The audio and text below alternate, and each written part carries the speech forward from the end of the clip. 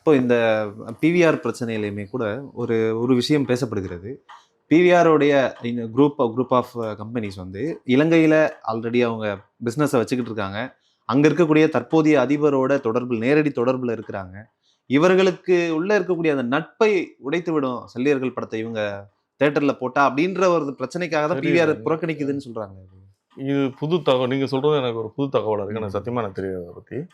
அஜய்ன்னு சொல்லி யாரோ ஓனர் சொல்லிட்டு எனக்கு பண்ணி அடுத்து அனுப்பிச்சாங்க வந்தேன்.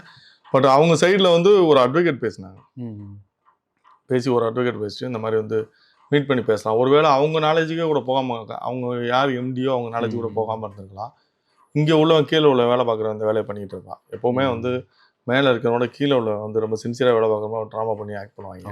அப்படி பண்ணுவாங்க. அங்கே இருக்க யாரும் பார்த்து நம்ம வாழ் தான் இருப்பான், இவன் தான் அந்த வேலையை செஞ்சுருப்பான். நீங்கள் அவன் வந்து செய்யப்படல, இவன் நம்மளால தான் இங்கே வேலை பார்க்குறாங்க. பால பிரபு 2 பேரும் நம்ம இருக்காங்க எனக்கு, அவங்க தான் அந்த வேலையை செஞ்சுருப்பாங்க. வெளியில யாரும் இல்லை, நம்ம வெளியில எல்லா இடத்தையும் நம்ம இவங்க தான் பண்ணுவாங்க. நம்ம ஒரு 4 பேர் இருப்போம் அந்த வேலையை பண்றதுக்கு.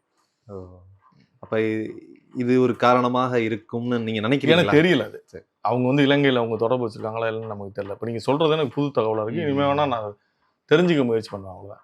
எனக்கு இப்போ நீங்க சொல்றது ஒரு புது தகவல். சல்லியர்கள் படம் OTT ப்ளஸ்ல மிக வெற்றிகரமாக ஓடிக்கொண்டிருக்கிறது தான் நாங்களும் தகவல்கள் கேட்டுக்கிட்டு இருக்கோம். மேலும் வெற்றி பெற வாழ்த்துக்கிறேன். நன்றி.